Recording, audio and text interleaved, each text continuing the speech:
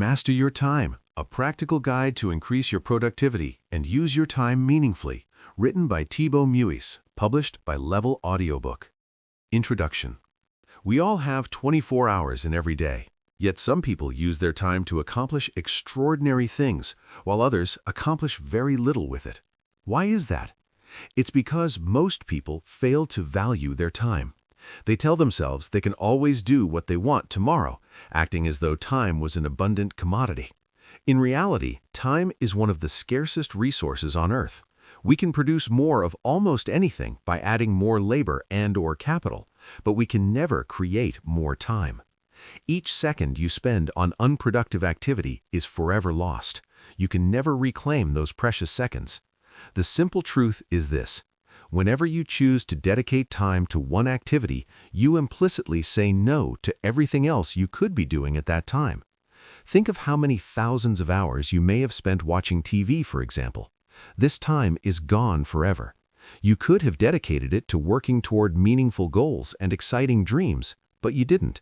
And when you keep squandering your time in such a way, you will end up living a life that is not the one you really desire. Most people fail to grasp the true value of time. If they did, they would spend their day very differently. Fortunately, we can all learn to value our time more highly, and as we do so, we will inevitably design a more meaningful life. What about you? Are you treating time as your most valuable asset? Are you using it each day to move closer to your dreams? Or are you casual with time, behaving as though it is infinite? Many people envy the investor Warren Buffett, who's one of the richest men in the world. But I'd rather be me 4 years ago when I was an unknown author losing money with my business. Why? Because back then, I had an asset that Warren Buffett could never buy. I had something much scarcer than money. I had time. I had decades ahead of me, and still have, hopefully. Now think about this. Would you rather be in the shoes of Warren Buffett or in your own shoes? Would you rather have time or money? In truth, you're probably wealthier than Warren Buffett. While he is money rich, you are time rich. And if you use your time well, you will be able to achieve many of your goals in the coming years. Do you realize now how valuable your time is? I only started taking serious action toward my dreams when I learned how valuable my time truly was. From that point on, instead of wasting my time, I began to make every moment count. Armed with a simple pen and a sheet of paper, I sat down and wrote where I wanted to be in 5 years. Then I set goals and took action every day to ensure I was making progress toward them. Today, 5 years later, most of my goals have become reality. I'm now a full-time writer and have sold over 200,000 books worldwide, and I did it in a highly competitive market in a foreign language, foreign to me. Needless to say, I had to overcome my fair share of self-doubt in the process. However, I did understand that even if I didn't take any action toward my goals, those 5 years would pass anyway. As such, I determined to make the most of the time, in the hopes of ending up where I wanted to be after the 5 years had passed. You can do the same. You too can achieve wonderful goals, but everything starts by truly valuing your time. If you can learn to value your time, you will be able to reach your dreams and live a meaningful life. By using your valuable time wisely over the long term, you will achieve more than you can possibly imagine. Throughout this book, we'll explore in depth how you can use your time more effectively, which will enable you to experience a deeper sense of fulfillment and achieve most of your goals. In truth, highly productive people are often no smarter than the majority, but they have discovered the true value of time, seeing every single day as a new opportunity.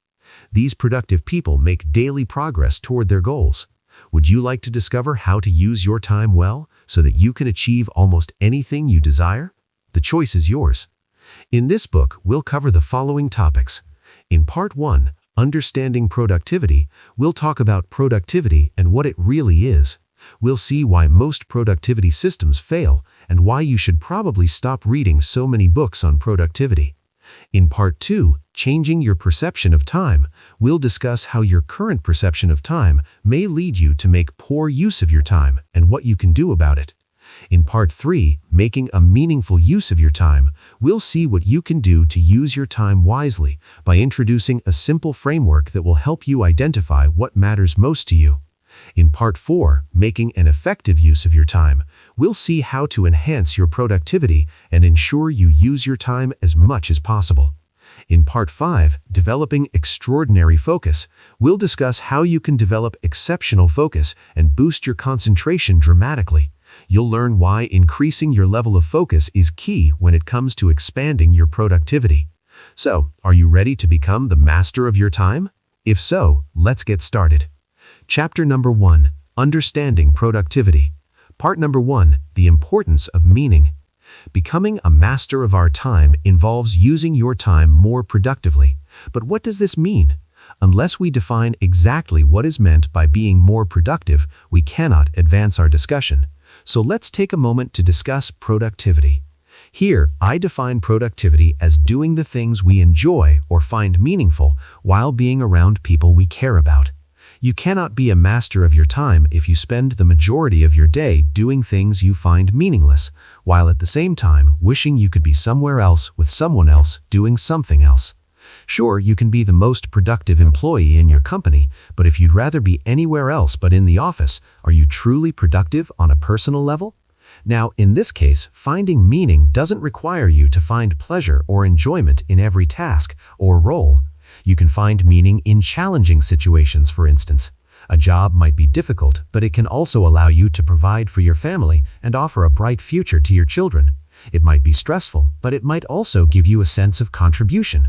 Or it might be boring, but enable you to have positive social interactions with your colleagues or clients.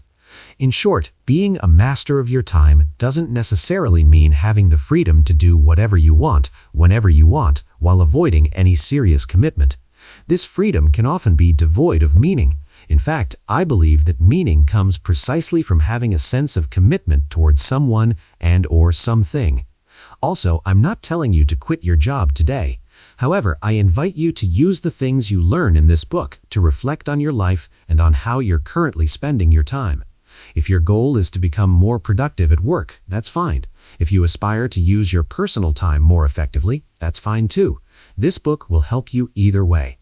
The second element is having meaningful relationships. On their deathbed, nobody wishes they had watched more series on Netflix, spent more time scrolling their Facebook newsfeed, or posted more pictures of themselves on Instagram, right? According to a nurse who recorded the most common regrets of their dying patients, one of their biggest misgivings was that they didn't stay in touch with their friends. Caught up in their busy lives, they failed to nurture relationships with people they cared about. What about you? If you were to die today, what relationships do you regret allowing to wither? The point is, when you spend time with people you're close to while being fully in the present, you can say you are using your time effectively. The third element is doing things you enjoy, whether it is at work or in your personal life. And I don't mean playing video games all day, eating junk food, or watching amusing videos on YouTube. What I'm talking about here is engaging in activities that nourish your soul. For some, it might be writing. For others, it might be dancing. Yet for others, it might be building something with their hands. When you engage in such activities, you often lose track of time. This is a sign that you are being productive in your own way. To sum up, one of the keys to becoming the master of your time is to develop a deeper sense of meaning in your life. When you find meaning in your work, develop meaningful relationships, and cultivate hobbies that make you feel alive, you'll be aware that you are using your time more effectively. Think about it this way. When you reach the end of your time on this earth, you won't assess your life based upon how much money you made or how big your house was. Instead, you will assess your time on this earth based upon whether your life was meaningful and worth living. Therefore, I encourage you to ponder the following question.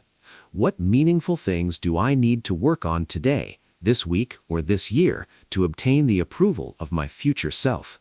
This deep question should not be answered casually or once only. It should be considered carefully and reviewed on a regular basis. So, what meaningful things do you need to start doing more of today?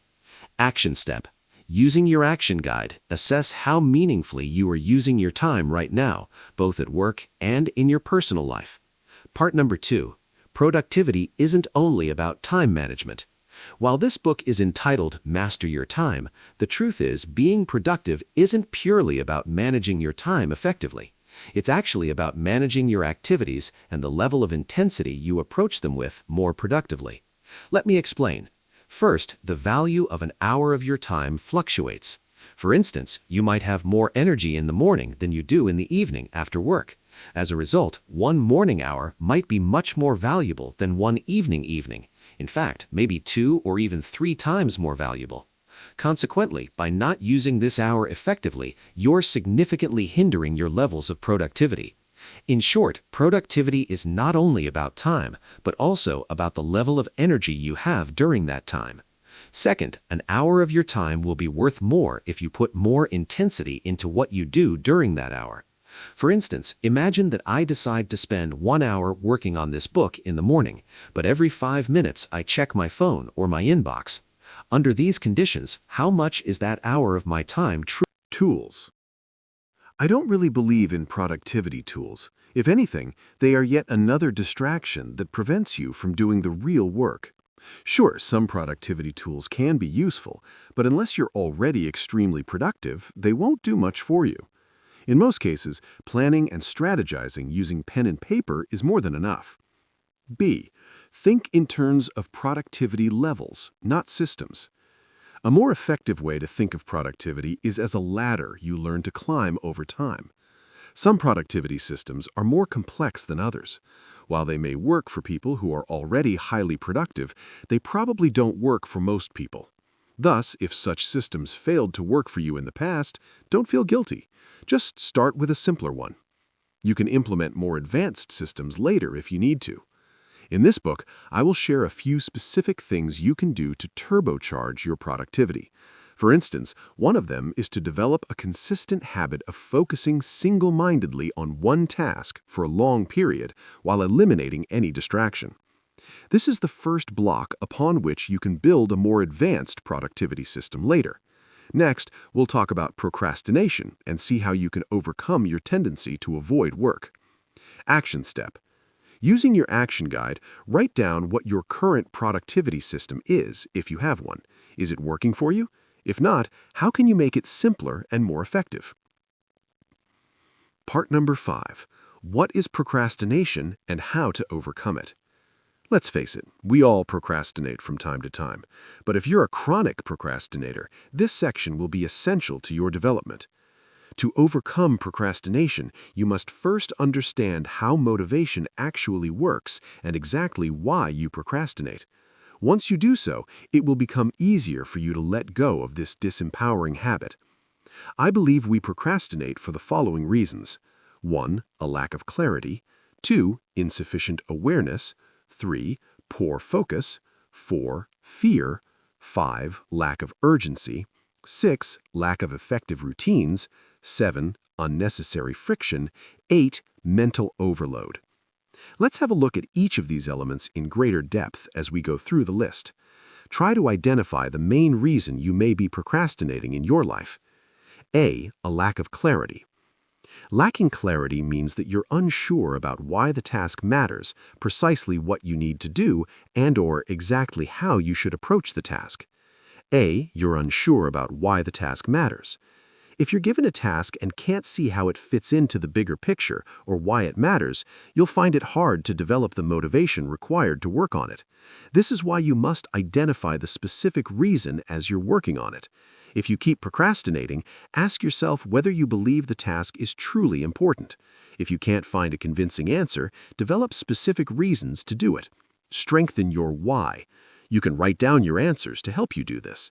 Think of what will happen long-term if you don't complete the task. What are the negative consequences? Visualize how good you'll feel about yourself once you've completed the task. Just get started while reminding yourself that the task is probably easier than you think. B. You're not sure about what you need to do. Another reason you may procrastinate is that you lack clarity regarding what needs to be done. Unable to picture the end result, you experience inner resistance, and this, in turn, prevents you from starting. Ask yourself, do I know exactly what I'm trying to accomplish? Can I picture the end result? If not, try the following. Take a piece of paper and write down exactly what you're trying to do, and/or ask your supervisors to give you more detail and clarify what they expect from you. The more clarity you have regarding what needs to be done, the easier it will be to start working. C. You're unsure exactly how you should approach the task. Perhaps you know what the end result looks like, but have no idea how to get there. Not knowing how to approach the task will also create inner resistance and lead to procrastination. When you're in this situation, try the following. Write down a specific plan to achieve the task. Ask someone who has already accomplished a similar task to help you define the best approach. Search online for hints on how to approach the task as effectively as possible. As you can see, often you don't procrastinate because you're lazy, but because you lack clarity.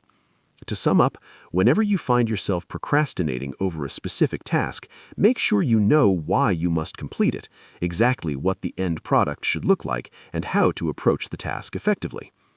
B. Insufficient awareness. The act of procrastination indicates that you have mental roadblocks and an inner resistance stopping you from doing your work, but it also means you may not fully understand how procrastination works. Lacking awareness means that you fail to understand how motivation works, you're unaware of the mental roadblocks that lead you to procrastinate, and/or you're holding on to erroneous mental models. A. You fail to understand how motivation works. Motivation isn't some magical tool you must possess before you can solve all your productivity issues. In truth, action usually creates motivation. This means you don't necessarily need to feel motivated in order to do anything. This is what we call the motivation myth. If you buy into this myth, you'll end up procrastinating more and more often. You'll keep telling yourself that you will take action when you have more motivation. However, this type of reasoning is flawed. It's called emotional reasoning. Emotional reasoning is when you assume you must feel a certain way before you can do anything. If this were true, we would all be in big trouble. No, you don't need to feel like doing something to actually do it. For example, you don't need to feel confident enough to ask for a promotion. You don't need to be confident in your writing in order to publish a book, and you don't need to feel like studying in order to study. Often, we refer to the action of doing something when not feeling as though you want to as being disciplined. Perhaps another way to frame it would be as acting in alignment with reality, the reality that an extraordinary amount of motivation isn't required before we can act. The point is, you don't need to feel like it to do something. Instead, you need to act, and as you do so, you'll feel more and more motivated as you continue. B. You're unaware of mental roadblocks that lead you to procrastinate. If you're procrastinating right now, it means that there are mental obstacles standing in your way. Consequently, rather than trying harder or beating yourself up, why not identify what these obstacles are? Some examples of common obstacles are making your tasks far bigger in your mind than they actually are, not being fully convinced you should be working on the task, perhaps it goes against your values, perhaps there's something else you want to do instead, or perhaps the timing isn't right. To help you overcome your roadblocks, try the following actions. Chunk down your task until it's so small that you can start working on it without resistance. Using a pen and paper, answer the following questions. 1. What exactly prevents me from working on this task? And 2. What would it require for me to be sold on the task? C. You're unsure exactly how you have erroneous mental models. Our brain is mostly designed to ensure our survival so that we can reproduce and pass on our genes. As such, it is reluctant to spend energy unless it perceives a life-threatening situation. When it recognizes we're safe, it will try to maintain the status quo rather than seeking discomfort or uncertainty. When our ancestors had to protect themselves against the cold, they didn't procrastinate on making clothes to keep them warm. However, today we can usually put off our tasks for ages before anything threatening happens, and in most cases, nothing of the sort ever will. We'll just feel bad knowing we're letting ourselves down, but we will survive. The bottom line is that people who let their old brain dictate their actions are merely surviving. To stop procrastinating, you must decide not just to survive, but to thrive. Thriving involves moving beyond your comfort zone and doing what needs to be done, whether you feel like it or not, i.e., aligning yourself with reality rather than being a slave of your feelings. Yet another reason you put things off is that you hold on to a disempowering perception of procrastination. When you procrastinate, you ignore the present moment, the only thing real, and ask an imagined self to deal with future tasks. By doing so, you're effectively unloading your burden to a future self that doesn't exist. There are a couple of major problems with this approach. One, you can only act in the present moment. When you refuse to act now and transfer your responsibility to a future self instead, you give up on a precious opportunity to accomplish your duty in the only moment that is real, the present moment. The time you fail to use effectively is lost forever. Two, your future self is the result of your current self who is acting in the present. When you postpone a task to a later date, you effectively buy into the myth that your future self will be wiser, stronger, smarter, or more motivated than your current self. However, this is illogical. Your future self will only be wiser, stronger, smarter, or more motivated if you actively work on becoming those things in the present. The bottom line is, when you procrastinate, you disrespect the present moment and believe that in an illusory future you will be more disciplined. Life simply doesn't work that way. Instead, learn to act now so that your future self does become smarter, better, stronger, and wiser. This is the key to achieving everything you desire. C. Poor focus. These days, focus has become an increasingly rare commodity. Most people can't work for more than a few minutes before being interrupted or distracting themselves dozens of times during the day. People check their phones, go on social media, or read news updates. While this is a major problem, it's by no means the biggest one. The major issue is that these days we tend to be overstimulated by constantly checking our phones, reading our emails, or scrolling through our social media news feeds. We put ourselves in a state of overstimulation. Such a state makes it difficult to work on unappealing or challenging tasks. We may genuinely want to work on them, but for some reason we can't. Later in this book, Tools. I don't really believe in productivity tools. If anything, they are yet another distraction that prevents you from doing the real work. Sure, some productivity tools can be useful, but unless you're already extremely productive, they won't do much for you. In most cases, planning and strategizing using pen and paper is more than enough. B. Think in terms of productivity levels, not systems. A more effective way to think of productivity is as a ladder you learn to climb over time. Some productivity systems are more complex than others. While they may work for people who are already highly productive, they probably don't work for most people. Thus, if such systems failed to work for you in the past, don't feel guilty. Just start with a simpler one. You can implement more advanced systems later if you need to. In this book, I will share a few specific things you can do to turbocharge your productivity. For instance, one of them is to develop a consistent habit of focusing single-mindedly on one task for a long period, while eliminating any distraction. This is the first block upon which you can build a more advanced productivity system later. Next, we'll talk about procrastination and see how you can overcome your tendency to avoid work. Action step. Using your action guide, write down what your current productivity system is, if you have one. Is it working for you? If not, how can you make it simpler and more effective? Part number 5. What is procrastination and how to overcome it? Let's face it, we all procrastinate from time to time, but if you're a chronic procrastinator, this section will be essential to your development. To overcome procrastination, you must first understand how motivation actually works and exactly why you procrastinate.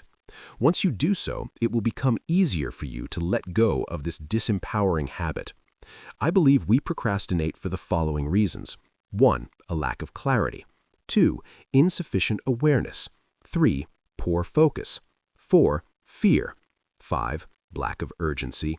6. Lack of effective routines. 7. Unnecessary friction. 8. Mental overload.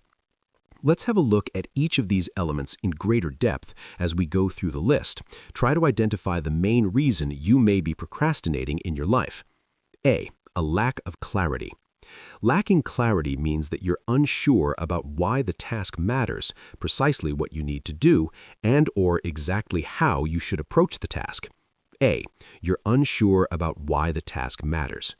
If you're given a task and can't see how it fits into the bigger picture or why it matters, you'll find it hard to develop the motivation required to work on it. This is why you must identify the specific reason as you're working on it. If you keep procrastinating, ask yourself whether you believe the task is truly important. If you can't find a convincing answer, develop specific reasons to do it. Strengthen your why. You can write down your answers to help you do this. Think of what will happen long-term if you don't complete the task. What are the negative consequences? Visualize how good you'll feel about yourself once you've completed the task. Just get started while reminding yourself that the task is probably easier than you think. B. You're not sure about what you need to do. Another reason you may procrastinate is that you lack clarity regarding what needs to be done.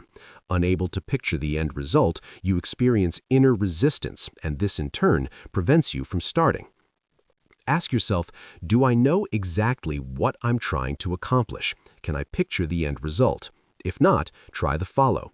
Take a piece of paper and write down exactly what you're trying to do and/or ask your supervisors to give you more detail and clarify what they expect from you. The more clarity you have regarding what needs to be done, the easier it will be to start working. C. You're unsure exactly how you should approach the task. Perhaps you know what the end result looks like, but have no idea how to get there. Not knowing how to approach the task will also create inner resistance and lead to procrastination. When you're in this situation, try the follow. Write down a specific plan to achieve the task. Ask someone who has already accomplished a similar task to help you define the best approach. Search online for hints on how to approach the task as effectively as possible. As you can see, often you don't procrastinate because you're lazy, but because you lack clarity. To sum up, whenever you find yourself procrastinating over a specific task, make sure you know why you must complete it, exactly what the end product should look like, and how to approach the task effectively. B. Insufficient awareness. The act of procrastination indicates that you have mental roadblocks and an inner resistance stopping you from doing your work. But it also means you may not fully understand how procrastination works. Lacking awareness means that you failed to understand how motivation actually works. You're unaware of the mental roadblocks that lead you to procrastinate, or you're holding on to erroneous mental models. A. You fail to understand how motivation works. Motivation isn't some magical tool you must possess before you can solve all your productivity issues. In truth, action usually creates motivation. This means you don't necessarily need to feel motivated in order to do anything. This is what we call the motivation myth. If you buy into this myth, you'll end up procrastinating more and more often. You'll keep telling yourself that you will take action when you have more motivation. However, this type of reasoning is flawed. It's called emotional reasoning.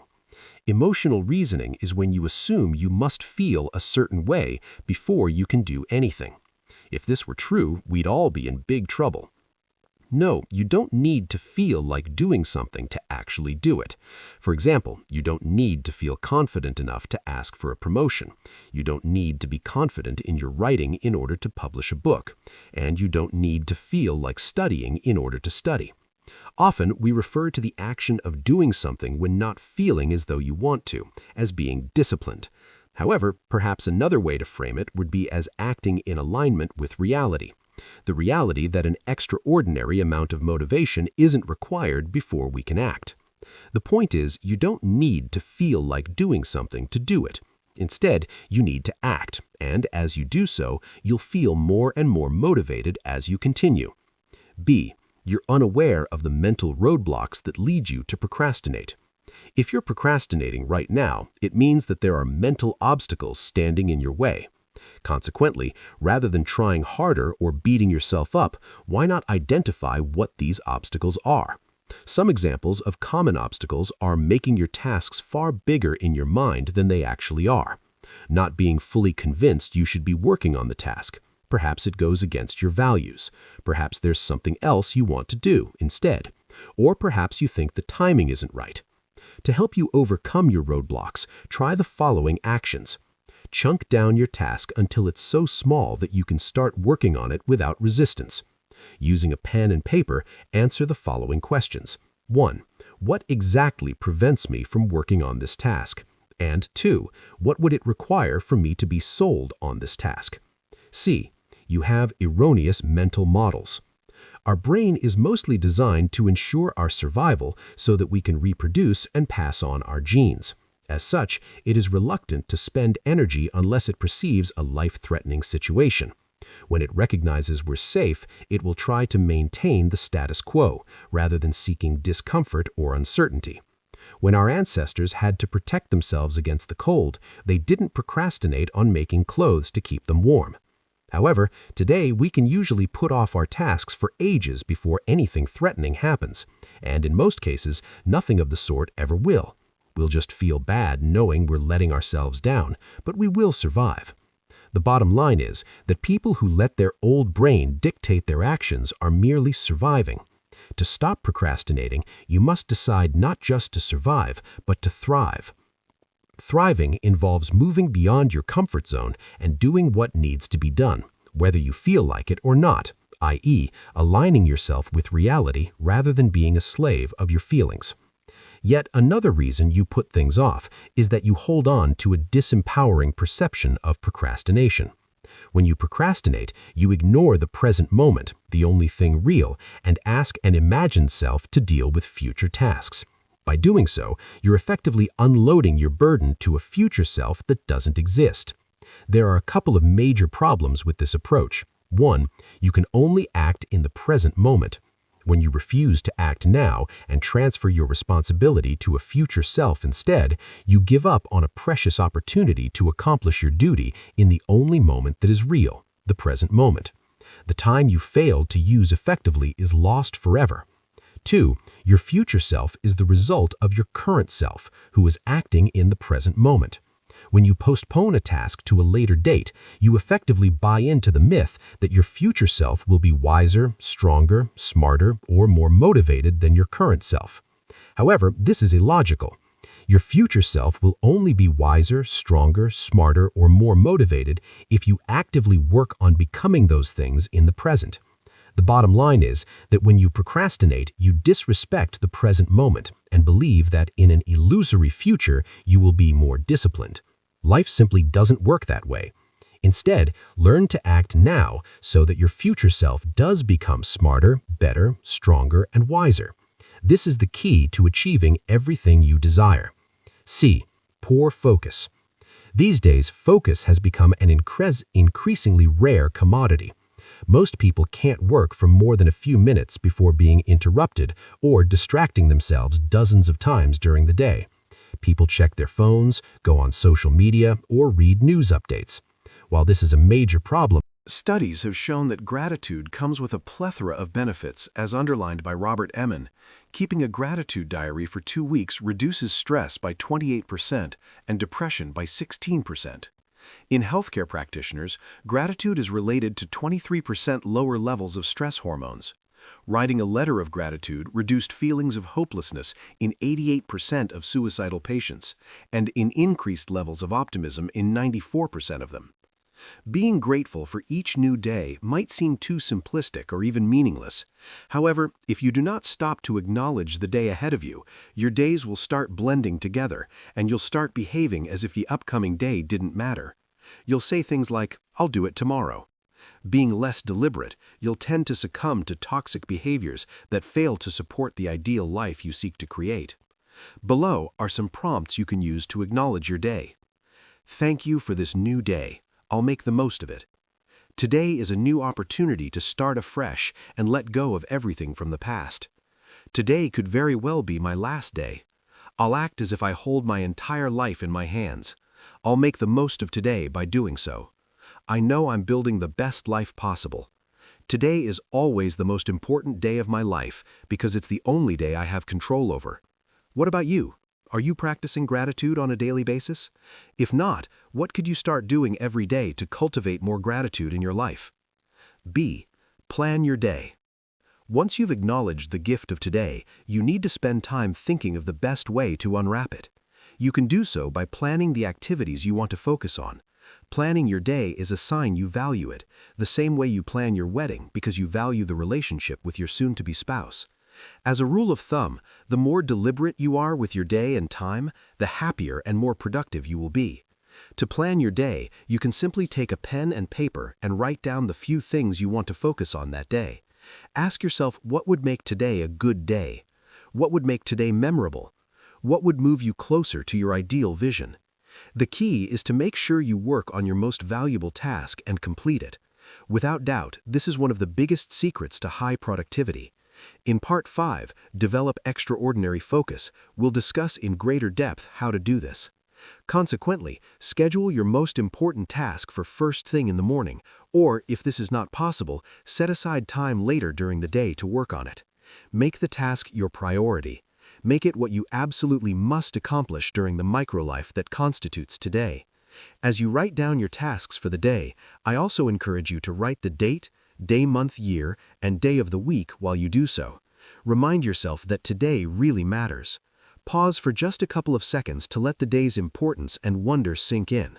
The bottom line is planning your day increases the value of your time by forcing you to be more intentional. Keep planning every day consistently, week after week, month after month, and your productivity will skyrocket. C. Fulfill your duty. Once you have set your daily tasks, focus on the first job until you complete it 100%. Then repeat the process for the next task and the next. The following technique will help create mental separation between the person who plans and the one who actually executes the plan. When you plan, see yourself as the CEO of your day. When you work on your tasks, see yourself as the employee doing their work. As an employee, all you have to do is to tackle the tasks one at a time without overthinking them. You merely have to trust the CEO's ability to plan the days efficiently, knowing that over the long term, the company you will achieve the results you're after. The main benefits of this mental model of roles are that for the most part, you can remove motivation from the equation, eliminate indecision, and reduce confusion. We'll discuss this mental model in greater depth in Part 5 of this book. D. Slow down time. What if I told you that, like Neo in the movie The Matrix, you could slow time? Sorry, I'm afraid you can't. You might not actually be able to slow time, but you can relax your mind. As you do so, you'll feel as though you have more time and better control over your actions. To relax your mind, you can meditate, use breathing techniques, or practice awareness exercises.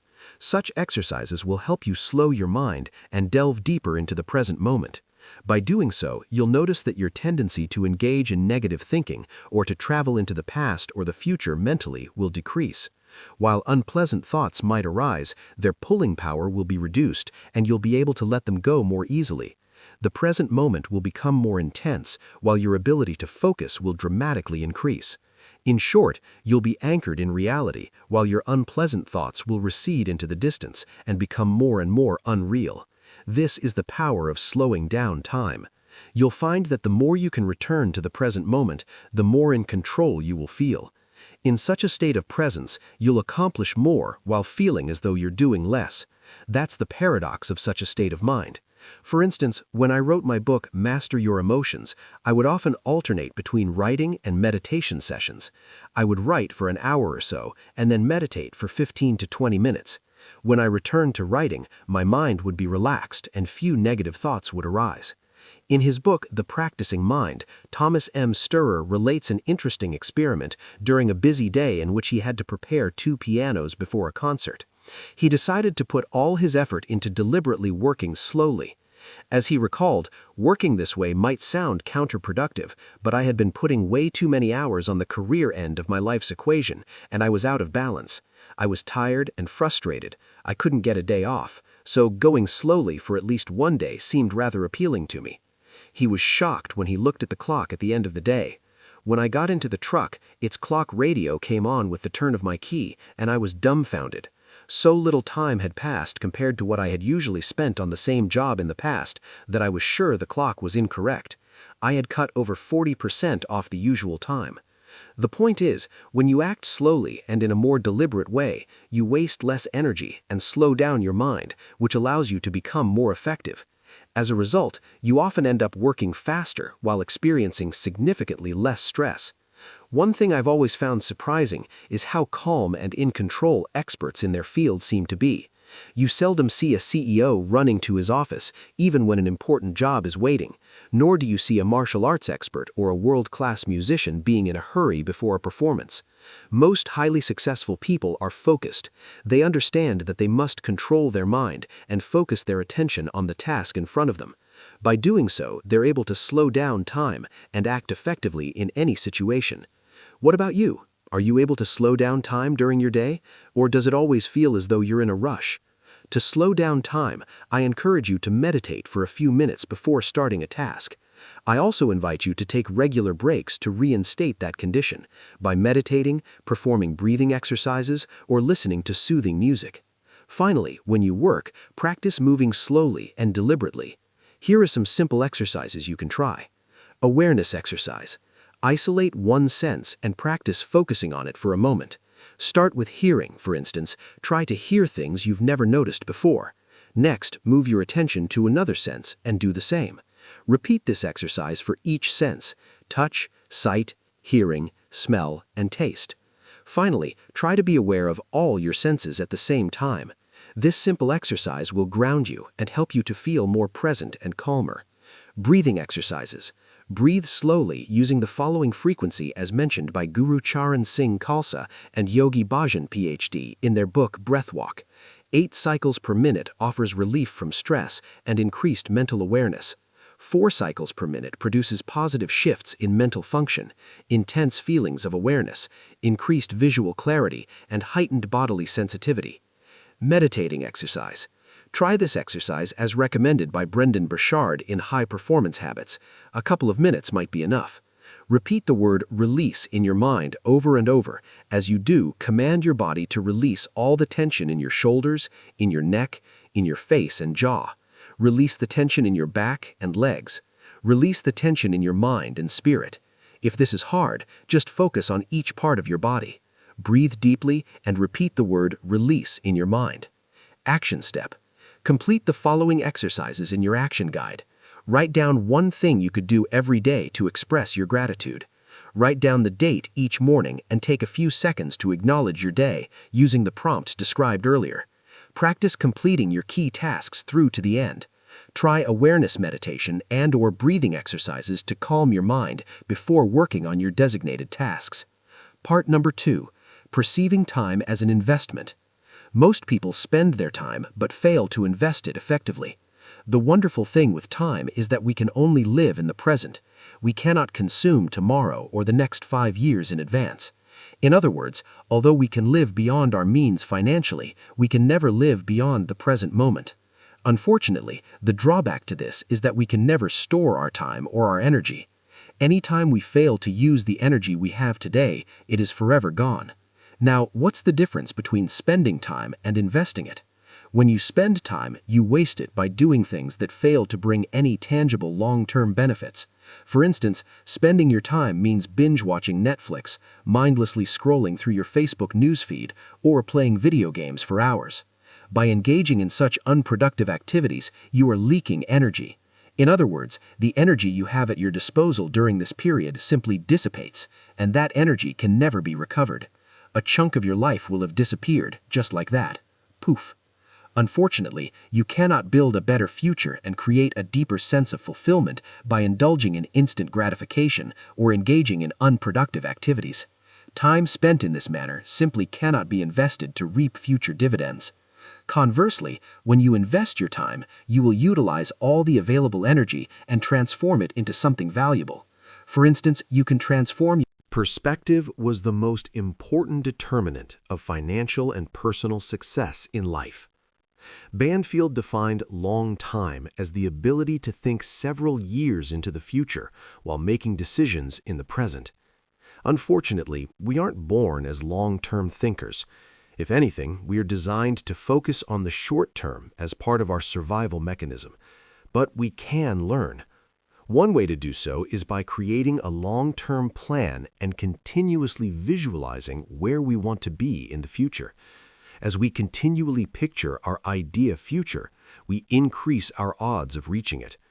By focusing every day on where we want to be years from now, we'll inevitably make progress toward our goal. The key is to understand the power of consistency and how it accumulates over the weeks, months, and years. As human beings, we tend to think linearly. We struggle to grasp the exponential results that daily actions can bring when sustained over the long term. Yet daily actions are insanely powerful when performed over a long period of time. They activate the power of accumulation based on the following simple truth. What brings positive changes isn't what we do every other day, but what we do every day. For instance, if you study a foreign language every day for long enough, you will inevitably make noticeable progress. Each day will build on the previous one, allowing you to improve your skills.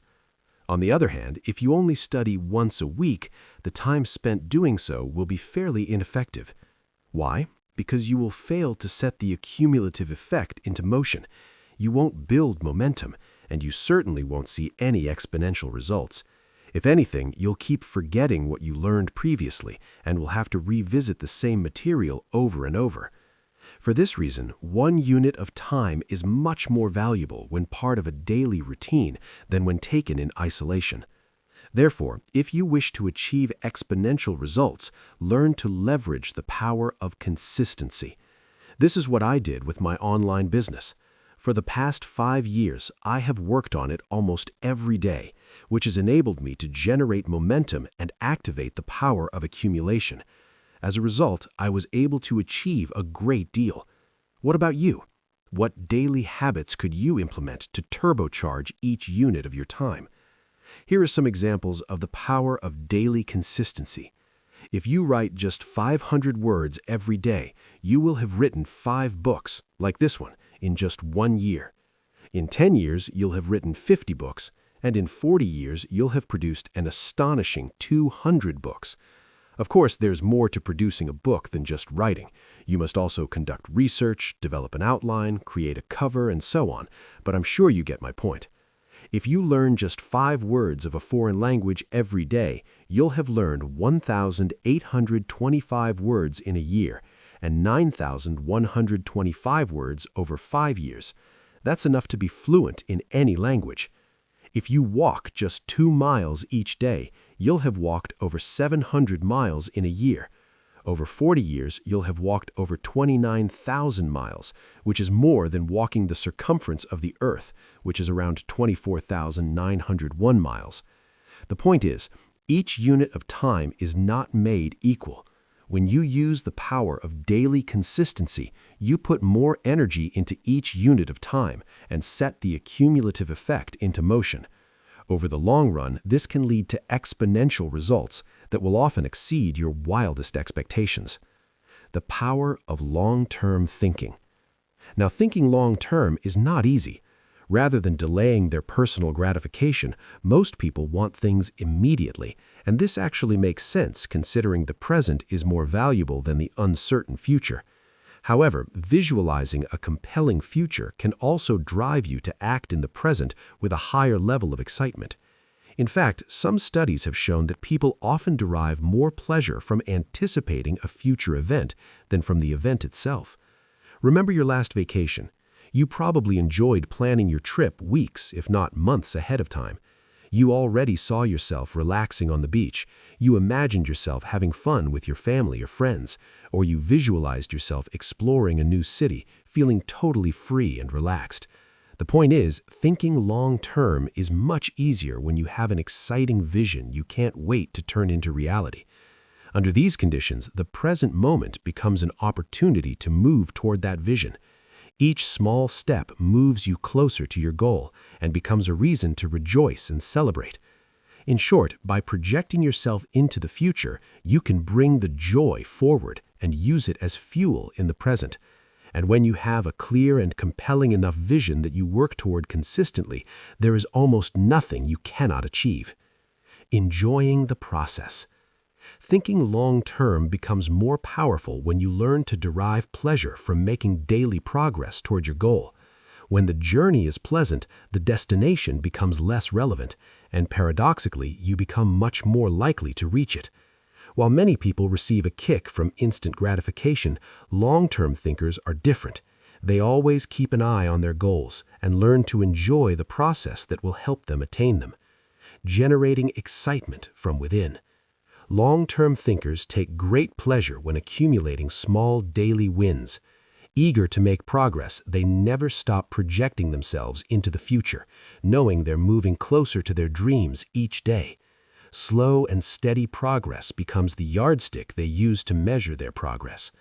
The bottom line is, if you spend time thinking of your long-term vision every day, you'll inevitably achieve more than you otherwise would. For instance, I often visualize myself accomplishing my goals.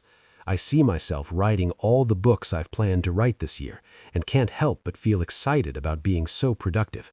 I'm also hopeful they'll reach a large audience and will be useful to as many readers as possible. While I do procrastinate sometimes, more than I would like, I'm eager to make progress each and every day. I just know that if I continue to do so, the future will be bright. As I like to repeat to myself, do the work and you can have anything you desire in your life. What about you? Are you deriving pleasure from moving closer to your goals, or are you succumbing to instant gratification and procrastinating over the things that really matter to you? When the excitement of making daily progress becomes stronger than the pleasure you receive from instant gratification, your ability to achieve long-term goals will increase dramatically. Consequently, you should work on shifting the balance by envisioning all the wonderful things you're about to create, then go back to work. Action step. Complete the following exercises in your action guide. Write down the one daily habit that would have the biggest impact on your productivity long term if you were to implement it. Imagine what the impact would be if you stuck to it for the next 5 to 10 years. Whatever you imagine, the impact will probably be far greater due to the power of accumulation. Practice visualizing your long-term goals for a few minutes every day. Develop the habit of acknowledging your small daily wins. Write down what you could do to celebrate your wins. For instance, you could draw a circle on a calendar each day you complete each task that relates to your main goals. Part number 4, creating urgency. Do you keep wasting time on trivial things, acting as though you will live forever? Time is the essence of life. If you feel as though you have an infinite amount of time, you risk wasting it instead of investing it in meaningful activities. Creating a sense of urgency is another tool you can use to transform your relationship with time. To create urgency, first you must stop thinking in terms of years. For instance, many people set yearly goals. You might say, what's wrong with that? The problem is that 1 year is such a long time. It's almost impossible to stay motivated when you focus a goal that is 1 year away. It's just too far into the future to foster any action today. And because you can always start tomorrow, next week, or next month, you may end up procrastinating. To increase the value of your time, you must stop giving yourself so much room to slack off. You must stop setting vague goals that are too far into the future to lead you to act in the present. A. Think in 90-day periods. A good way to tackle bigger goals is to chunk them down, but an even better way is to think in 90-day units of time. As Brian P. Moran and Michael Lennington wrote in their book, The 12 Weeks Year, 90 days is enough time to complete a significant project and make serious progress toward any major long-term goal. With 90-day goals, you can almost see the finish line. As such, you'll be incentivized to take immediate action and move quickly. In short, as soon as you think in 90-day periods, urgency starts kicking in. Imagine if you had to achieve your yearly goals within 90 days. What would you be doing? The answer is you'll give much more value to your time. Failing to work on your goals for just 1 day would significantly reduce your chance of reaching them. Think about it this way. If you were to turn your yearly goals into 90-day goals, you would need to accomplish 4 days of work in just 1 day. Of course, I'm not saying you could reach your yearly goals in 90 days, but imagine for a moment you had to. How much more value would you place on your time? B. Implement frequent deadlines. Another way to create a sense of urgency is to implement frequent deadlines. As Parkinson's law states, work expands so as to fill in the time available for its completion. Without enough milestones along the way, you'll find yourself tackling your tasks at the last minute. This is what many students do when given school papers. By breaking down your goals into multiple milestones, you can not only Before, during, and after work. As you do so, you'll realize how much time you actually work versus engage in unproductive activities, such as tackling minor tasks, wasting time on social media, or checking your emails compulsively. How you spend your time outside of work and whether it is what you really want to do. For instance, you may be watching TV or Netflix for hours, while there are other more constructive things you could be doing. We tend to believe we know how we spend our time, but we often don't. Therefore, make sure you complete this exercise using the action guide by analyzing how you use your time each day. You begin to regain control over it. This new awareness fosters personal responsibility and enables you to increase the value you give to your time. Action step. Using your action guide, complete the time log part number 3. Being productive the right way. As I mentioned in Book 3 in this series, Master Your Focus. To be truly productive, you must work on clarifying your long-term vision. We won't go into great depth on how to do that in this book, but if you want to learn more, refer to Master Your Focus. The idea is simple. What you focus on every day should be aligned with your long-term vision, because if it's not, you'll end up in a completely different place from where you intended. Although this sounds obvious, how many people work hard every day but fail to reflect on where they're actually trying to go? A question I like to ask myself is, if I keep doing what I'm doing today, this week, will I end up where I want to be 5 or 10 years from now? If the answer is no, I know I'm going to have to make some adjustments. If you have no clarity, you cannot allocate your time effectively. Neither can you use your ability to focus smartly. As a result, you end up leaking your precious energy each day, energy that you will never be able to recover. In short, the less clarity you have, the more energy you will waste during your day. While it might take you a lot of thinking before you gain clarity, you can start the process now by trying to answer the questions listed below. A. 15 key questions to help you gain clarity. A. Eliciting desire. 1. What do I really want? 2. If I were to wake up tomorrow completely alone, without any family member, friend, or colleague to influence my decisions, what would I do differently? 3. If I were to be totally honest with myself, what would I start doing now? What would I stop doing? 4.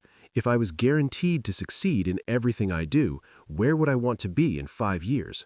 5. If I could spend my day exactly the way I wanted to, what would my ideal day consist of? 6.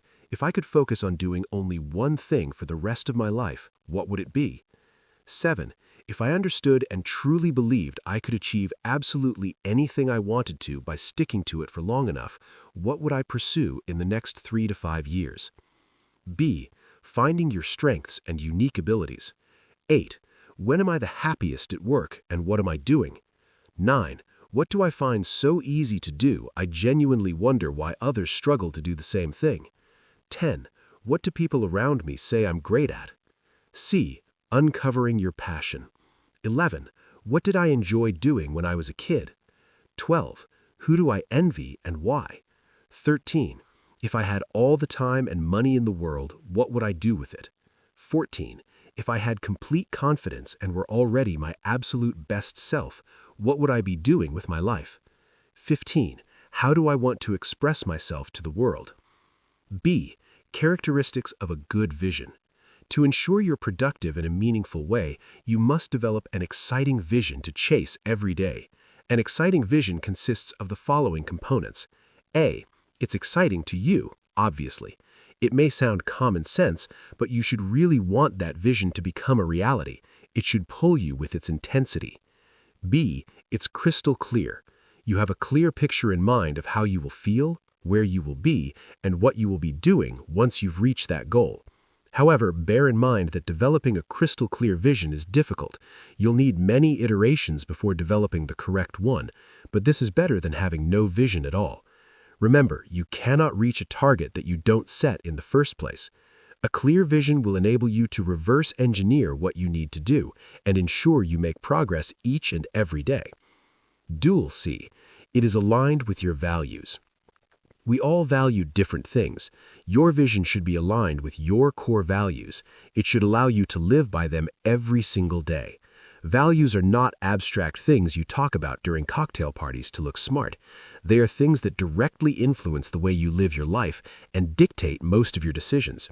For example, someone who values autonomy above anything else will make different choices at work or in their personal life than someone whose primary value is contribution or connection with others. Think of your values as being your philosophy or your way of life. Also, make sure that your values are yours, not values imposed on you by people around you or by society as a whole. Finally, when you write down your top 3 values, define them as specifically as possible. For instance, let's say you value safety the most. If so, what exactly do you mean by safety? Safety could mean working for the government or major conglomerate with little or no risk of being made redundant, living in a neighborhood where you can go out at any time of the day or night without fear for your safety, or having the confidence in your ability to switch jobs or find a new job easily because of the experience and the skills you have developed over the years. As you can see, the same values can mean different things to different people. D. It allows you to feel alive and to express yourself the way you wish. Your vision should give you a framework within which you can live by your core values, but also to express your strengths and unique personality traits. E. It pushes you to challenge yourself. Finally, your vision should also push you to challenge yourself and move beyond your comfort zone. This will allow you to feel alive and thrive instead of just surviving or going through the motions. The more you learn about yourself, the more powerful your vision will become and the better results you will achieve in every area of your life. So make sure you take time to build your vision and refine it over time. Having a great vision will ensure that you're making effective use of your time and as a result are truly productive. Action step. Using your action guide, answer the 15 questions. Write down your vision. Don't worry if it's still vague as you can refine it over time. Part number 4. How to use your time well. We all want to make the most of our time, but how can we ensure we do so? In this section, we'll review a few criteria to consider when deciding the best way to allocate your time. I believe time well spent should include one or more of the 7 components below. 1. Meaningful.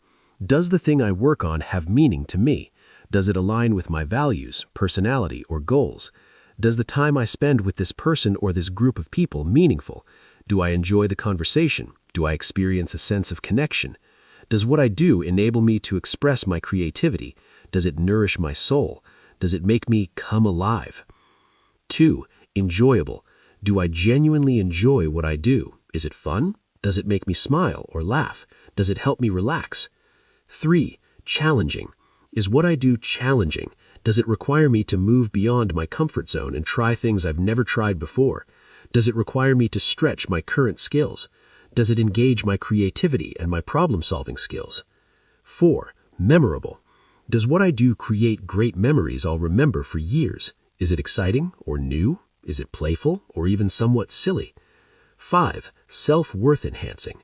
Does it enhance my self-worth? Does it build my character and improve me as a person? 6. Effective, for work to study.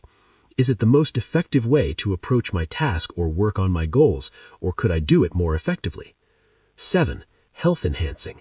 Does it help me stay healthy or improve my health? Now let's look at specific examples to help you understand each criterion. For instance, just a few weeks ago, I was watching Netflix for many hours each night. Now, was this a good use of my time? Well, let's find out using the criteria above. Was it meaningful? No, I cannot say it was meaningful in any way. Was it enjoyable?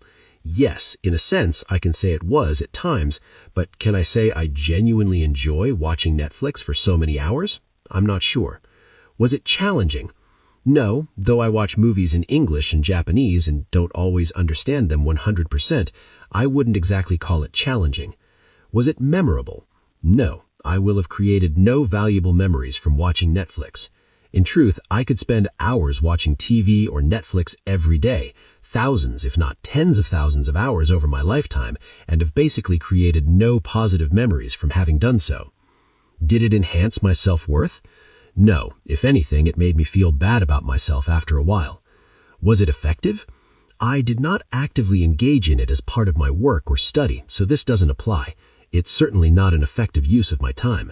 Was it healthy? There is nothing remotely healthy about lying on the couch watching a screen for hours on end. To conclude, while watching movies on Netflix once in a while might be fine, based on the 7 criteria mentioned above, in this specific situation I cannot consider it an effective use of my time. Now, one of the main reasons I wasted so much time on Netflix is because I hadn't filled my schedule with more meaningful activities. So, I sat at my desk, took a pen and a sheet of paper, and wrote down all the wonderful things I could be doing instead of wasting so much time watching Netflix. I love studying, so I scheduled time to study Estonian and Japanese each day. I also started an online course on economics and signed up for a course on how to learn more effectively. Meanwhile, I unsubscribed from Netflix and removed distractions by blocking Facebook, YouTube, and other websites on my computer. While I will probably relapse in the future, my current program is working pretty well so far. The lesson here is whenever you try to remove a toxic activity or behavior, you need to replace it with something else that is both more productive. Allow yourself to behave in such a way when you jump from one new fad to the next without anything to show for your work. In effect, you're squandering your time. What you must do instead is to learn to focus until you achieve tangible results. To do so, you must adopt a mastery mindset.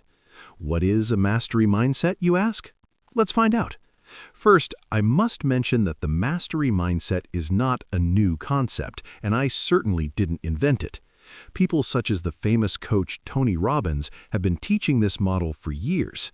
However, too few people truly understand how fundamental the concept really is. Once you truly understand how it works and begin to adopt it, everything will change for you.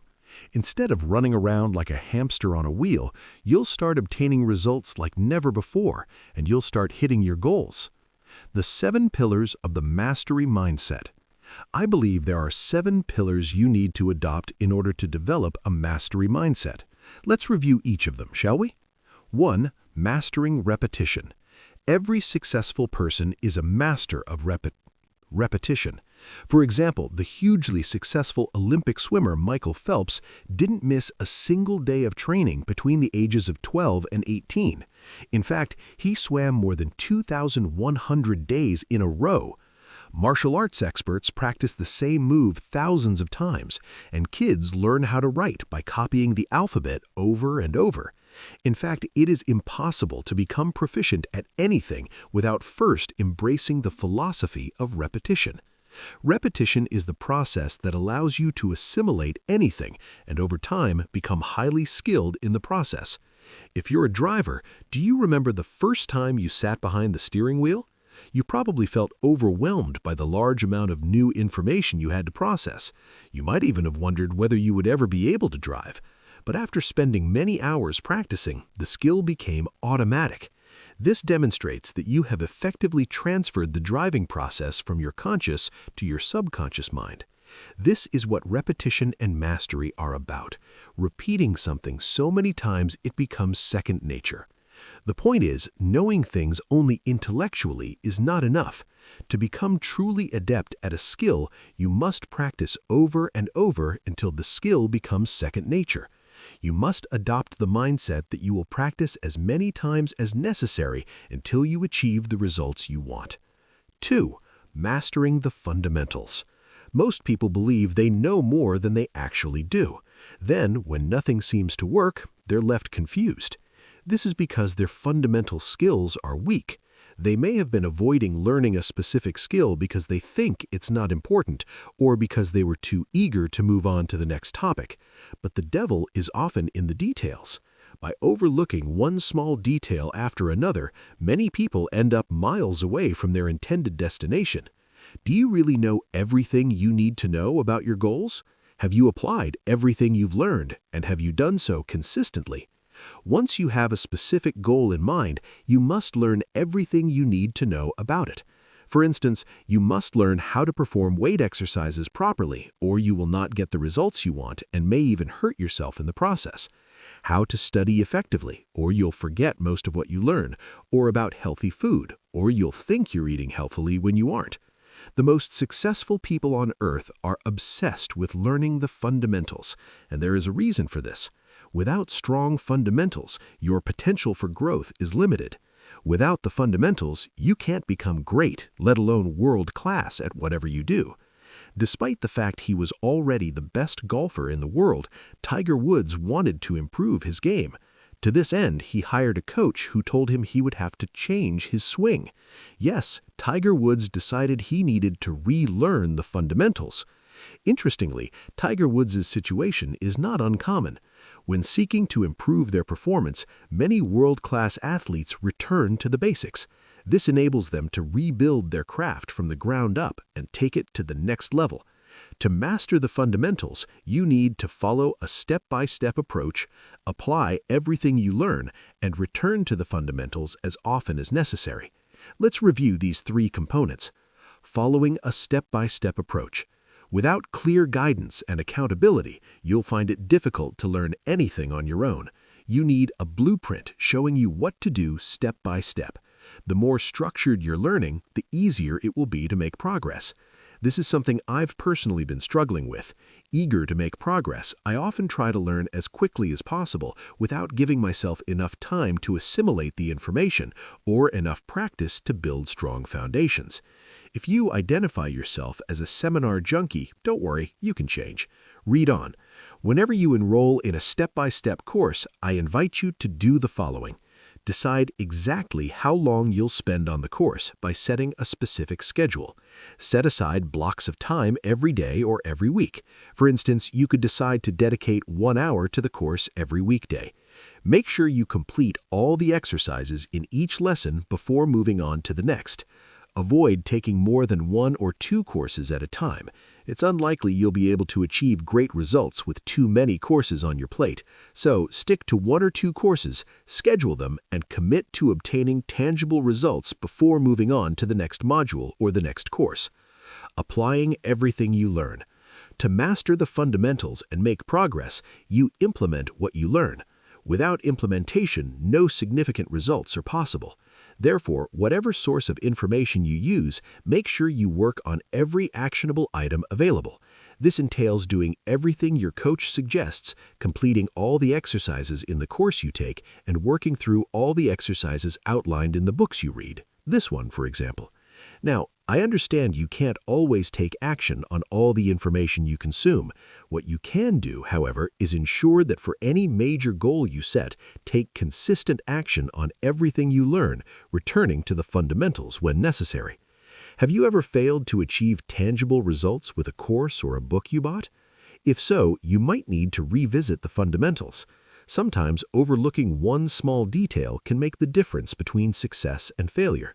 It is also important that you learn to question yourself rather than the validity of the information you consume. Once you've done your best to select high-quality information, avoid questioning its validity. Trust the program and take consistent action on it. Ask yourself the following questions. Have I really completed all the exercises diligently? Have I missed anything? You'll often find that you've neglected something. Remember, to become a master, you must practice everything until you become living proof of it. For instance, let's assume you bought a training course that offers a step-by-step method to sell your services, but after multiple attempts, you have yet to close a sale. Now, what may be missing? Are you following the script to the letter, or are you trying to be fancy? Did you discard a few things you thought weren't important? Avoid doing this. Instead, stick to the method exactly until you make your first sale. Remember, if others have used the method, so can you. 3. Having faith in the process. Do you have faith in the process you are following? If you hire a coach, take a course, or buy a book and believe it's not going to work, you've already lost half the battle. You must have faith in the process and commit to doing whatever it takes to make it work for you. Remember, if others can succeed, so can you. Thus, make it a must to achieve positive results and never give up until you do. You want to build a successful track record with any product you use. For instance, if you bought a course to help you find coaching clients, do whatever it takes to win the first client. Then remember that if you can find one client, you can find many more. If you bought a program on how to publish an ebook on Amazon, stick to the process and make sure you publish at least one book. If you enrolled in a diet program, stick to it until you lose at least your first few pounds. Avoid mixing information. Avoid combining information from various courses. Once you find the best source of information, stick to that particular process. If you want, you can change your approach and try other courses later on, but for now, it's important you develop the habit of sticking to something until you gain success. 4. Being willing to learn. Your ability to humble yourself and to remain coachable is one of the keys to effective learning. The more personal responsibility you take for the results you achieve, the faster you will grow. Always be willing to learn and take personal responsibility before blaming others for any lack of progress. The legendary investor Warren Buffett has been reading 5 or 6 hours per day for decades. Although in his 90s, he still spends hours each day trying to master his craft. This is because he understands there is always more to learn. Even the best of the best in their field learn continuously, and so should you. The bottom line is that you must keep learning and growing until you achieve the results you want. If you let your ego and pride stand in the way, you'll slow your progress. If you've been struggling to obtain certain results for years, you can blame others as much as you want, but the only constant in the equation is you. As it happens, you are also the solution. So be open to learning and you might find everything starts changing for you. If something isn't working for you, I recommend you ask yourself, might I have been wrong here? What can I do differently? What's the real bottleneck holding back my success? Who can I turn to for advice? 5. Embracing long-term thinking. As we discussed earlier, the ability to think long-term is one of the best predictors of success. When you focus on your long-term vision and act accordingly every day, you are far more likely to create the life you want. Therefore, if your current daily actions aren't moving you closer to your vision, start questioning your methods. Specific skills, his writing style, his vocabulary, and his sense of organization. In a nutshell, here is Benjamin Franklin's schedule for deliberate practice. Writing style. He made notes on articles from Spectator, a high-quality newspaper, which he would use to rewrite the articles a few days later. He would then compare his version with the original article and modify it accordingly. Vocabulary. He rewrote Spectator essays in verse and then in prose to compare his vocabulary with the original article. Organization. He wrote summaries of every sentence in a particular article on separate sheets of paper. He would then wait a few weeks before challenging himself to write the article in the correct order, and then he compared his work to the original. He was very intentional in the way he learned using deliberate practice, as we can confirm below. Benjamin Franklin's tedious studies required a great deal of effort and were probably not much fun, or, 2, it involved defined goals such as rewriting specific articles until he could reproduce the original. Number 3, it required both his full attention and conscious actions. Number 4, he also received immediate feedback by looking at the original article to determine how well he performed. Number 5, through consistent practice, he created a mental representation of patterns of information held in long-term memory.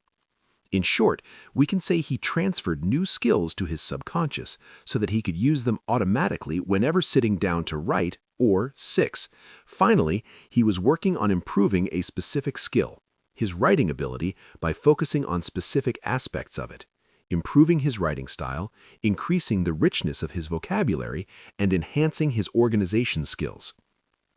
7. Whether or not he actually used existing methods to improve his skills is hard to say. For the most part, we can assume he invented techniques to meet his specific needs. This shows how dedicated and determined he was to become a better writer. When you adopt deliberate practice, you'll increase the value of each unit of time you dedicate to that purpose. In short, you'll make better use of your time and will progress more quickly. Such practice will inevitably boost your ability to focus. Below are some of the things that can help you design deliberate practice. Identify a specific program, course, or manual used by people who achieved the goal you're after. Hire a coach, find a mentor, ask a friend who has achieved similar results for advice. Action step. How could you use deliberate practice to improve your current skills or acquire new ones? Answer this question using your action guide.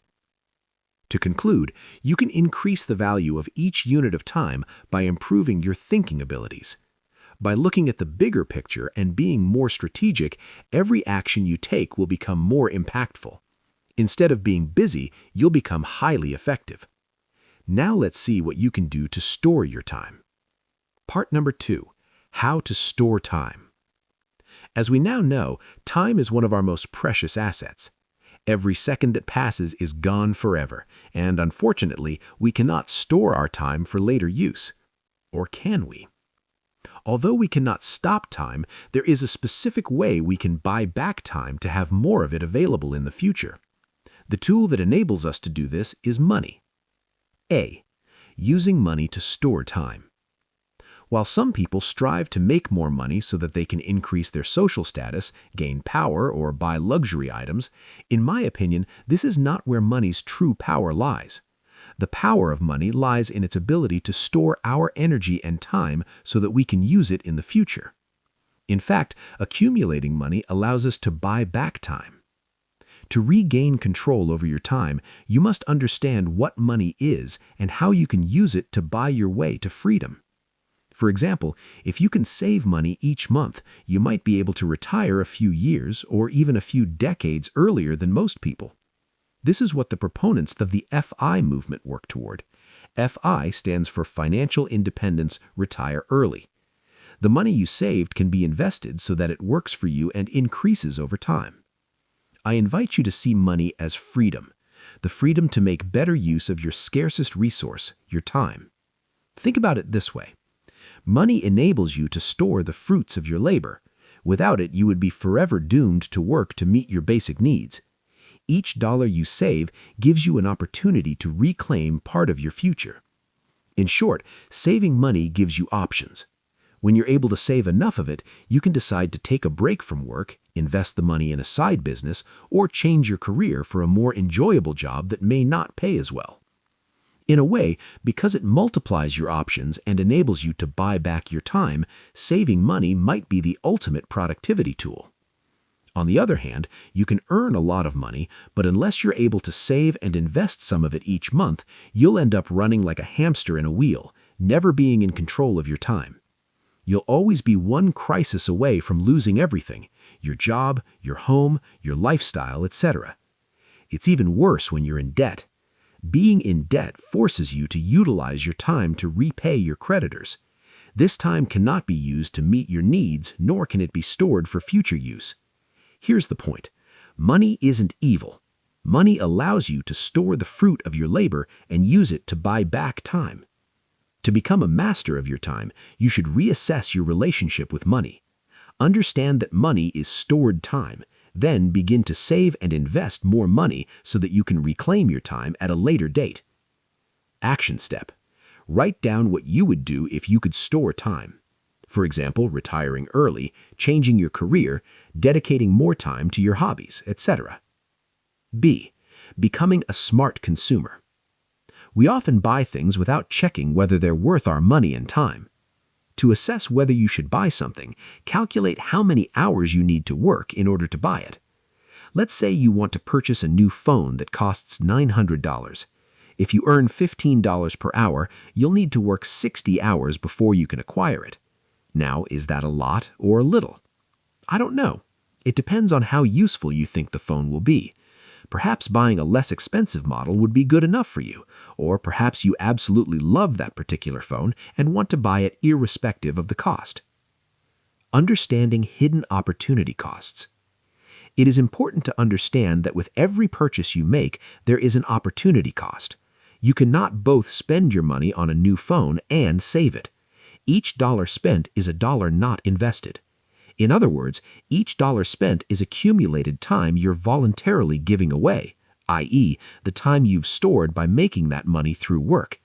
And because the money you invest can increase multifold over several decades, what you choose to buy or not to buy is much more important than you think. For instance, let's say you've just got your first job out of college, excited to be making money and eager to reward yourself. You decided to buy yourself a nice car. To do so, you take a $30,000 loan that you will repay over the course of several years.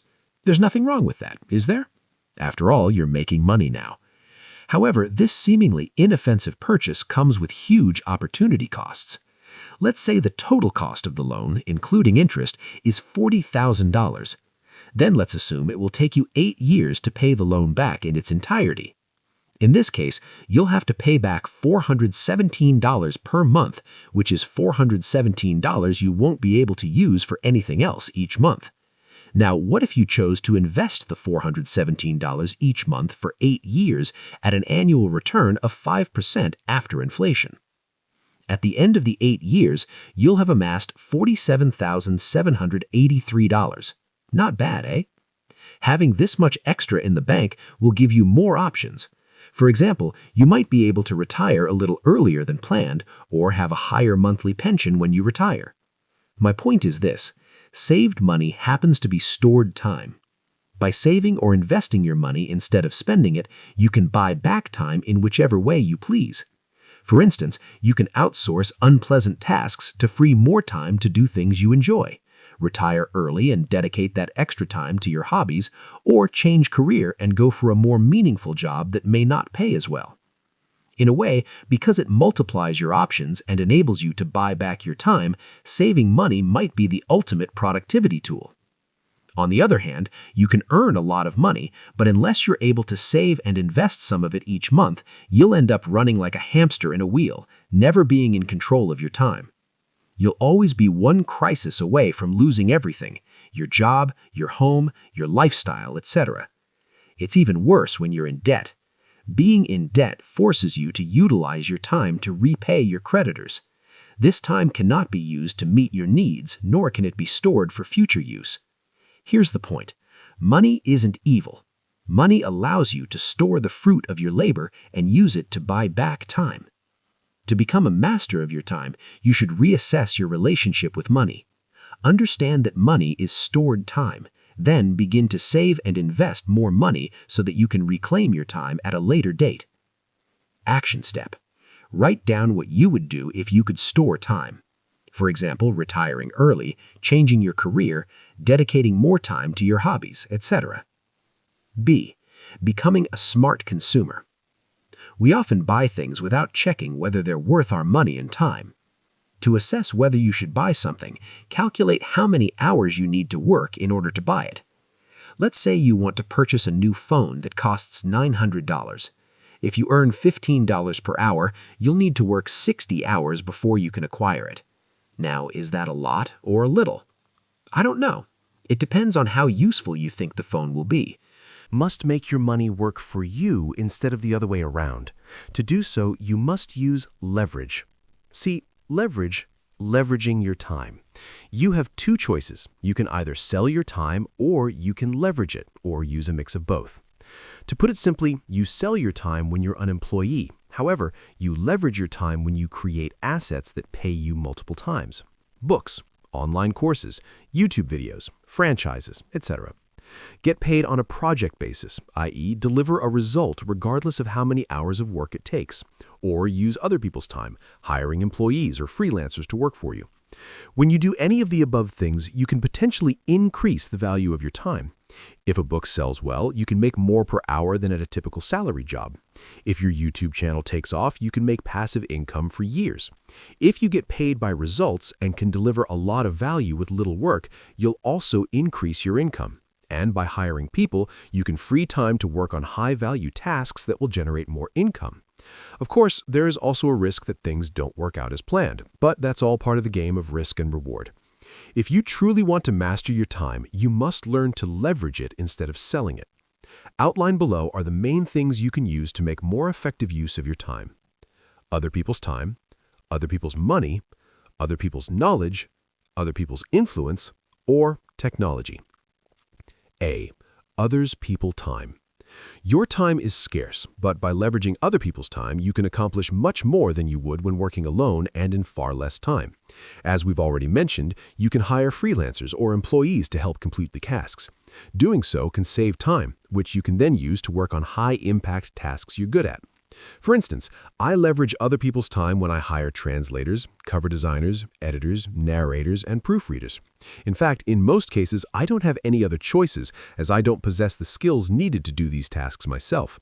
Sure, I could use translation software, design covers myself, ask a friend to edit and proofread my books and narrate them myself, but I wouldn't get the same level of quality, and it wouldn't be sustainable. You can also use other people's time for other things. For instance, you could hire a house cleaner, a babysitter, or a gardener. Then you could use that extra time to do meaningful things in your personal or professional life. Here is another example. A few months ago, I sent a fraction of my cryptocurrencies to a trusted friend who invested them alongside his own. It didn't require more work for him to manage the pool of money, and it didn't require any of my time. In short, I leveraged his time while he leveraged my money.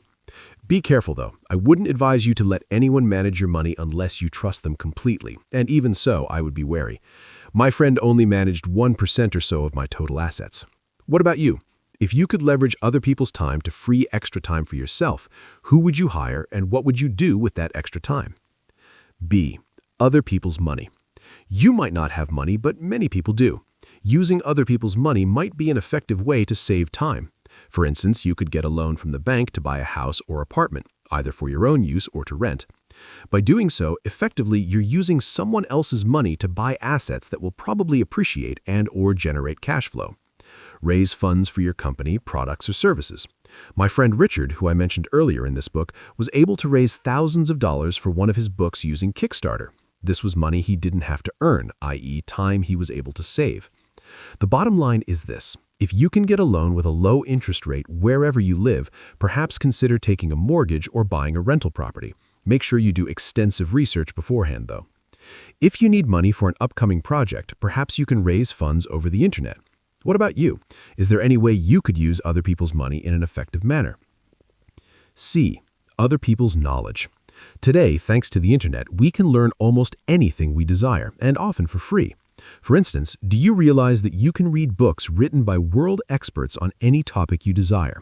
These experts put decades of experience inside a few hundred pages just so that you can learn from them. As I noted earlier, you don't have time to reinvent the wheel. Using other people's knowledge and leveraging their decades of experience will save you precious time. Read books from world experts and learn as much as you can from them. Leverage the skills and experience of people around you by asking for their help or advice whenever needed. Absorb high-quality content and make sure you take action on what you're learning. You want practical wisdom, not intellectual knowledge. So how you could use other people's knowledge to save time. D. Other people's influence. The bigger your network is, the more likely you are to know someone who can help you solve your problems and achieve your goals. For instance, your network can help you find a better job, sell more of your products or services, or create partnerships, among other things. Thus, don't be afraid to ask for help whenever you need it. Your friends or acquaintances can help you solve problems faster and more effectively than you can by yourself. This will save you a lot of trouble and a great deal of time. How could you use your network so as to make better use of your time? Action step. Using your action guide, write down one important goal. Then, write down how your network could help you achieve it faster. E. Technology. When it comes to increasing the value of your time, technology can be extremely powerful. It can provide you with incredible leverage. The more you use technology to your advantage, the better. By technology, I mainly mean the internet and everything you can do with it. For instance, you can sell digital or physical products on Amazon and many other digital sites, become a seller on eBay, use YouTube to promote your business or become a full-time YouTuber, leverage Shopify or other services to sell products on your website, use print-on-demand services to sell products, run ads on major platforms to boost your sales, Facebook, YouTube, Amazon, etc., or rent your house using Airbnb. In addition, you can use technology to automate many of your tasks. For instance, you can use software such as Zapier to automate entire processes.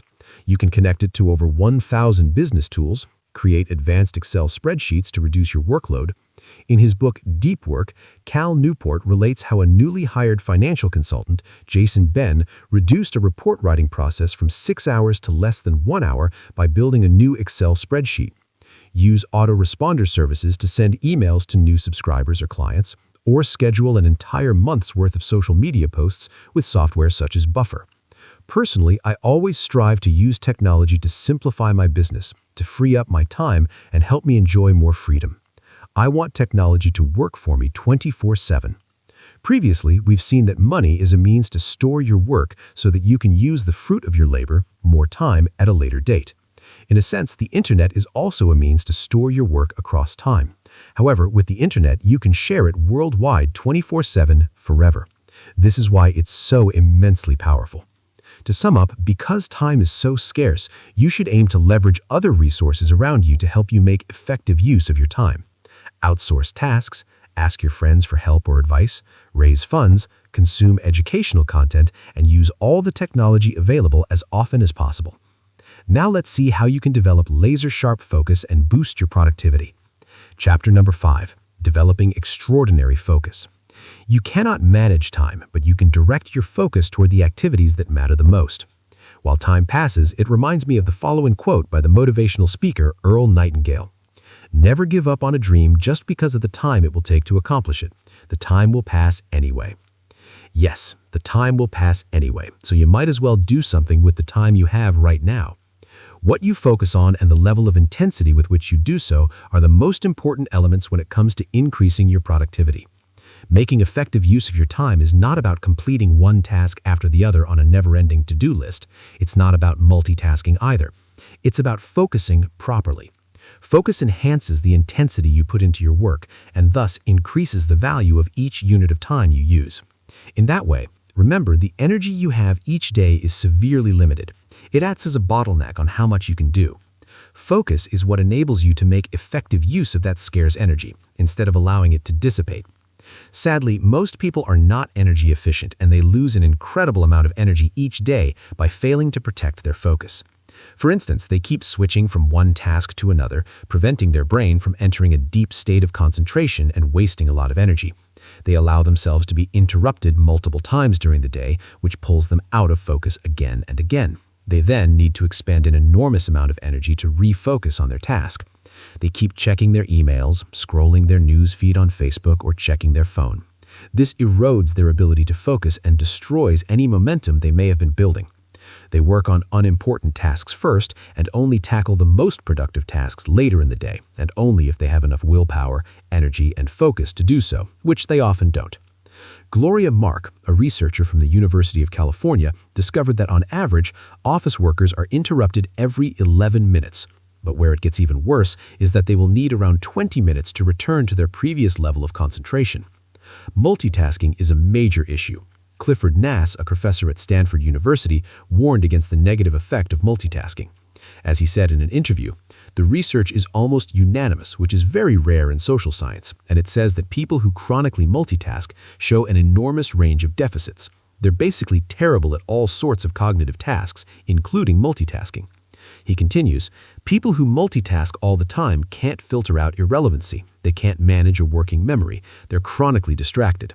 The bottom line is this: multitasking doesn't work, and distractions kill your productivity. One of your most powerful assets is your ability to focus. Don't lose it by multitasking or allowing yourself to be distracted. As mentioned previously, you don't need complicated techniques, systems, or tools to boost your productivity. These will only have a marginal effect and tend to work only for people who are already very productive. What you need is 1, to practice focusing completely on the task in front of you, and 2, to ensure this is truly an important task that moves the needle forward. If you remember only one thing from this book, remember this one. One of the most effective ways to increase your productivity is to identify the correct task to Mindfulness, meditation, and breathing. For more on this topic. 3. Decide the type of work you'll do. The next step is to determine what you will work on during your focused session. Identify your most important task, the one that is not only effective but also highly demanding. For me, it's writing.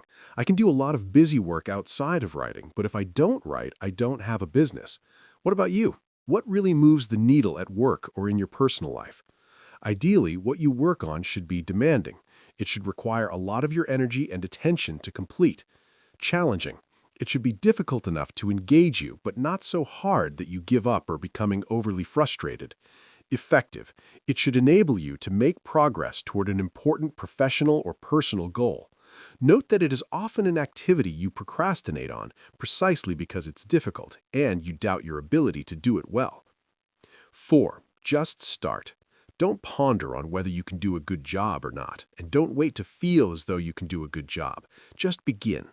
Remember, action creates motivation. It doesn't work as well the other way around. Therefore, give yourself permission to start working for just 5 minutes. Once you begin a task, you'll often build enough momentum to keep going. Among other things, as part of your daily routine, you can also meditate, exercise, stretch, write down your goals, write 3 things you're grateful for, and visualize your goals. 5. Commit.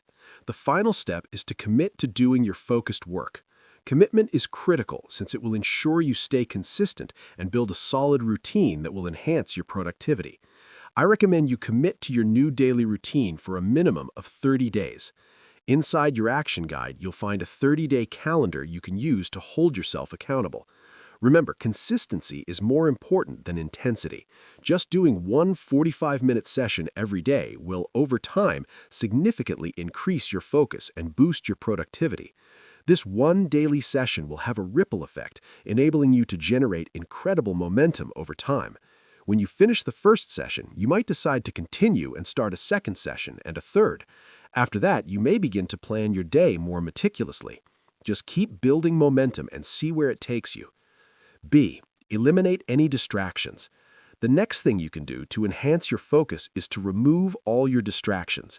In the next section, we'll cover the different types of distractions and how to avoid them. But for now, turn off the notifications on your phone or computer and close all the unnecessary tabs. If you're at work, ask your colleagues or boss not to disturb you if possible. You can also wear a set of headphones to signal to people you're working. If you're at home, tell your spouse, kids, parents, or roommates to avoid disturbing you during this time. Remember that your focus is one of your biggest assets. It is your responsibility to protect it. D. Work without interruptions. Now that you've removed distractions, work as intensely as you can during the block of time dedicated to your key task. As mentioned above, I recommend you start with a single 45-minute session. Do not stop before the end. Challenge yourself to stay focused. Over time, you'll become better and better at it. According to Anders Ericsson, a psychologist at Florida State University who studied top performers in numerous fields, world-class performers usually don't do more than 4 hours of intense, deliberate work each day. Therefore, the ultimate endgame would be for you to accomplish 4 hours of focused work each day with breaks in between. Sure, you might work longer if you were tackling fairly easy tasks, but you'll find it difficult to work more than 4 hours a day on highly demanding tasks. Experiment and see for yourself what works best for you. Action step. Using the action guide, follow the steps above and create your own daily routine. C. How to boost your ability to focus. A. Have something else to do other than work. If you find yourself being a workaholic, consider taking on a few hobbies. I know if you're already busy, this may sound counterintuitive, but unless you dedicate specific time each day or each week to your hobbies, you'll have little incentive to become more productive. This advice is especially important if you're self-employed. Most self-employed people tend to work long hours. There are often no clear boundaries between their work and private life, and the concept of weekends or vacations often disappears. You may be passionate about what you do, but it doesn't mean you should neglect your personal life and deny yourself weekends or vacations. In his excellent book, Deep Work, Cal Newport described the concept of fixed schedule productivity. The idea is to set aside a specific amount of time for work each day before wrapping it up. Cal Newport rarely works after 5:30 p.m. As he puts it, a commitment to fixed schedule productivity shifts you into a scarcity mindset. When you adopt fixed schedule productivity, suddenly time becomes much more precious and you'll protect it more fiercely as a result. Truth be told, I've been willing to implement such a schedule for over 3 years now, but I've failed time and again. Each time I would revert to doing busy and ineffective work in the evenings, often working 7 days a week. But I now understand why. It's because I didn't have enough activities outside of work. Having nothing scheduled after 6 p.m., I would often end up working in the evenings. There's nothing wrong with running some ads at 10 p.m. or 11 p.m., right? As I mentioned previously, to solve that issue, I sat down and wrote all the exciting things I could be doing after work each day. I reconnected with my goals of learning languages and studying various topics, and I ended up adding the following activities to my schedules: Estonian study every day, Japanese study every day, economics course online 2 or 3 times a week, and learn how to learn online course twice a week. In fact, working long hours usually doesn't work. According to a study published in 2014 by John Pendeville of Stanford University, employees' productivity falls significantly when they work over 50 hours a week, and even more dramatically when they work over 55 hours. More interestingly, it shows that someone who puts in 70 hours produces nothing more with those extra 15 hours. Now, you may need to work long hours occasionally, but make sure it doesn't become a habit. 40 hours of solid work every week should be more than enough. In 2017, another study conducted by VoucherCloud, a major UK money-saving brand, revealed that the average UK office worker is productive for only 2 hours and 53 minutes each day, or about 1/3 of the time spent at the office. And this is likely to be the same for workers all over the world. Personal development blogger Steve Pavlina came to the similar conclusion, as he wrote in his article, "Triple Your Personal Productivity." He kept a personal time log for a week, writing down every work-related task. At the end of the week, he realized that while he spent 60 hours at the office, he did only 15 hours worth of actual work. He then practiced doing real work only. He found that his optimal limit was 45 hours per week. The bottom line is that you should adopt a fixed schedule productivity system and avoid working long hours. Find 1 or 2 exciting hobbies you've always wanted to try and add them to your after-work schedule. It will make you more productive. Then, when you're at work, don't mess about. Work. Additional tips. Alternatively, try shortening your working day if you can. If you're self-employed, for instance, for the next 7 days, give yourself only 4 or 5 hours to work each day and see how it impacts your productivity. Usually, the less time you have, the more likely you are to use it productively. B. Read. Reading is an effective way to increase your concentration since it is an active process, as opposed to watching TV or listening to podcasts, which is much more passive. Therefore, try reading more and for longer periods of time each day. C. Allow yourself to be bored. These days, we're constantly overstimulated. What do you do when you find yourself waiting in a queue?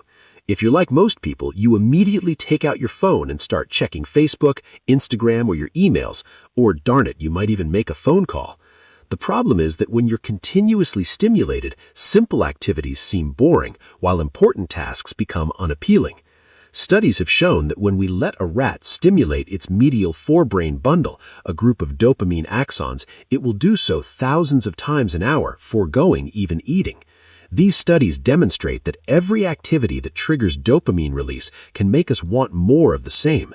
This is why we often find it so hard to stop checking our phones. For this reason, dopamine is sometimes referred to as the molecule of more. Therefore, if you find yourself being overstimulated, practice being bored and doing nothing. Go for a walk in the countryside or your local city park. Stop checking your phone for a day or eat in silence. As you reduce external stimuli, the difficult tasks you've been putting off will become more appealing. By being less stimulated, you'll get a greater kick out of working on these tasks, and focusing on them will come more easily. People think I'm naturally disciplined. It may be partially true, but I'm also easily distracted. If I start checking my book sales or talking with friends on Facebook, I become completely restless and find myself looking for more and more stimulation. Demanding activities like writing become almost impossible to engage in. On the other hand, when I start my day with little to no stimulation, relax my mind, and begin to write, becomes far easier to start writing. To conclude, being bored is healthy. Consequently, you should lower your level of stimulation by eliminating highly stimulating activities such as checking social media or playing video games. This will make it easier for you to tackle your most important tasks and remain focused. D. Batch unimportant work. By batching or grouping minor jobs, you can free time to focus on your core tasks. You can also batch highly stimulating tasks as a way to lower your overall level of stimulation. For instance, you could limit yourself to 30 to 60 minutes each day to check your emails and social media. Doing so will prevent you from checking them compulsively throughout the day. F. Take breaks. If we allow ourselves to become caught up in the busyness of our days, we often neglect to take breaks. The logic is we can work longer and accomplish more, or so we think. However, productivity isn't just about time, it's about the intensity and level of intentionality we put into the time we have.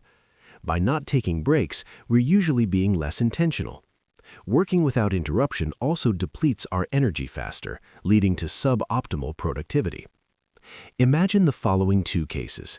In one case, you work without breaks, jumping from one task to the next throughout your day. In the other case, you plan your day meticulously. You know exactly what you have to do, and you take breaks between each work session to refresh yourself and prepare yourself to work on the next task. In which case do you think you'll be the most productive? Therefore, practice taking breaks regularly and be more intentional with the way you use your time and energy. It will make you much more effective overall. Action step.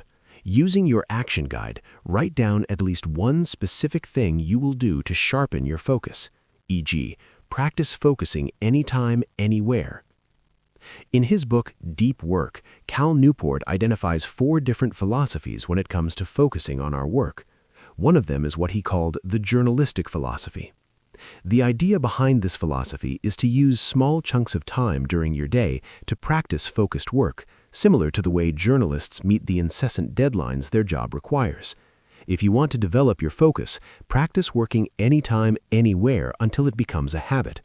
For instance, perhaps you can work on the train, or perhaps you can work while queuing. Some writers manage to write entire books on their phones while on the train during their daily commute to and from work.